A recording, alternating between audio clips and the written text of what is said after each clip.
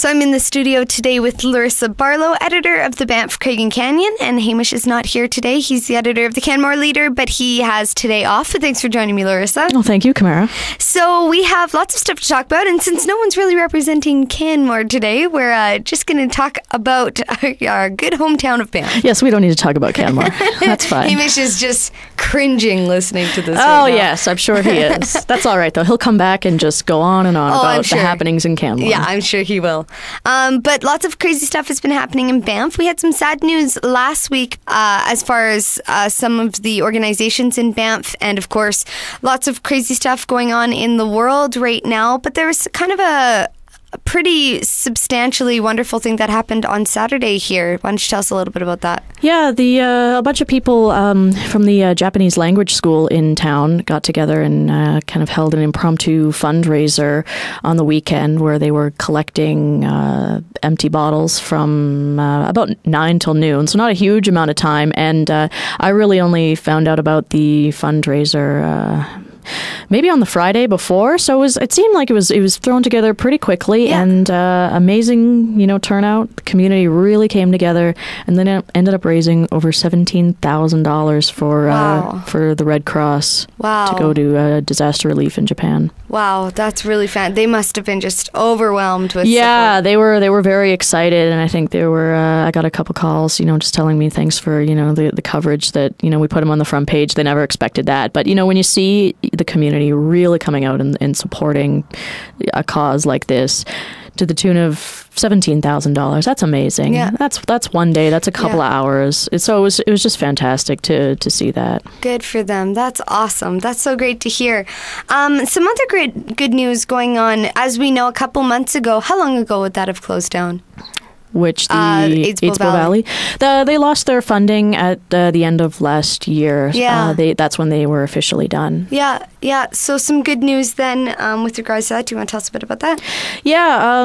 We did lose the support of AIDS Bow Valley, which was a good organization in town. Their funding was pulled, and in its place, AIDS Calgary has set up the Bow Valley Care Center in the Banff Rotary Community Hub in town, and they're going to fill that gap and take over with education programs, outreach, really helping to connect with people living with HIV/AIDS in the Bow Valley.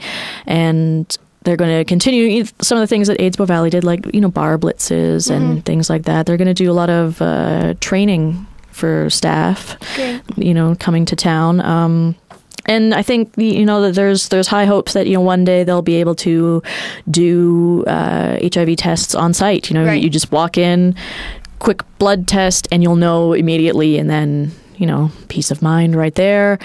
So it's great. It's great to see an organization sort of cropping up and growing. They've had their open house last week, so it's hopefully the word is going to get out there, and anyone who would like some information, stop on down. Great. Yeah, what a great addition to our community. It's definitely important to have a center like that around, especially if it has the funds and can continue to grow with the support of the organization in Calgary as well. Yeah, I think the good thing is that the Calgary organization is very well funded, and they have kind of these kind of branches, these offshoots in other places. I think Medicine Hat is their other one, and then we've got the second one here. So it's not a new thing for them to have these sort of satellite offices, but it's great that they did actually have an office, because I think I was talking to their executive director, and she said, initially the thought was that they weren't going to have a physical office. It was just to be, let's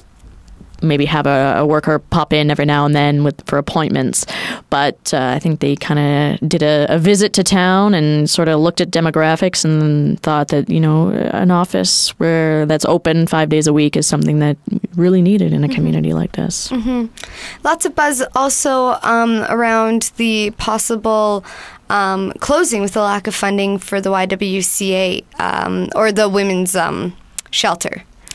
Yeah, that was some big news, pretty shocking news that the Y might not be able to fund the women's shelter anymore.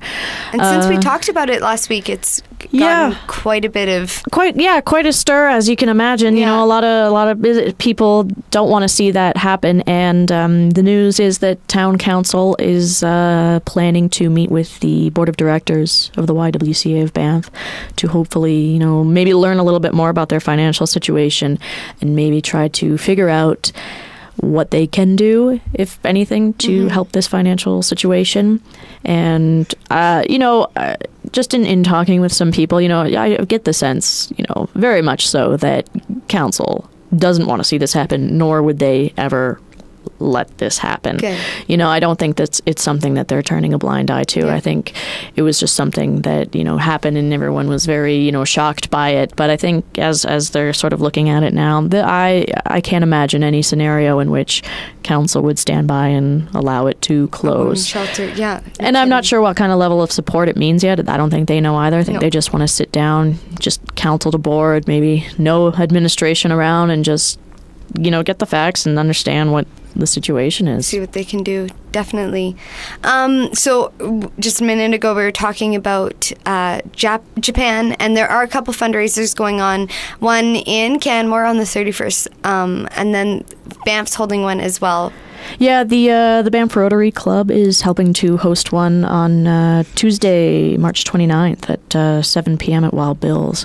It's going to be it's $20 tickets at the door, and there's going to be live and silent auction, and it's going to be great. You know, the Rotary Club's already done a lot. Members have been donating, and the club has matched those personal donations, and I think the funds raised at this event are going to be matched and donated through an organization through Rotary, which is great. So definitely more bang for your buck there if you are looking to help make a difference, and if you're interested in helping out in a good cause. You know, come by Wild Bill's at on the 29th.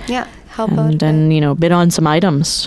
I mean, so much crazy stuff going on in the world right now. You feel so helpless sitting here in the mountains. We see all these devastating images coming out of Japan, and you know, it's so far away, but you see these videos of water just consuming airports, and it's terrifying. Full villages completely nothing. Yeah, and rubble. And I think it definitely hits home because it's Japan. It's a very, you know, industrialized nation, very technologically advanced, and you don't, you know, see massive disasters like that. And it's just like New Zealand. I mean, you don't see that often, these huge disasters taking out, you know, all this infrastructure, and you see these images of just rubble, and it's very devastating. And wasn't there a little earthquake in Ottawa a couple weeks ago? Yeah, there was. Yeah. That happened not too long after the Japan one. Very, very small though. Of very course. Small. We shouldn't even be discussing that next to Japan. It's just, you know, we don't have a lot to worry about up here, so we should be. Thankfully, it is. No we just have earthquakes to deal with -30 for a couple weeks. That's a disaster in itself sometimes. But yeah, lots going on. If you want to help out, head to the fundraiser in Banff March 29th or in Canmore on the 31st. And next week, hopefully, we'll have Hamish here to put in his 2 cents about Canmore and find out what's been going on over there for the last couple weeks. Because you and I are both from Banff, so we don't have a lot of connections. No, I don't hang out in Canmore too much. I hang out in Canmore a lot, but I just don't really know. You're weird. I know. It's a very lovely town. I'm sure it's lovely. I've never been. All right, well, we will talk next week. Thanks for joining me, Larissa. For sure. Thanks, Kamara.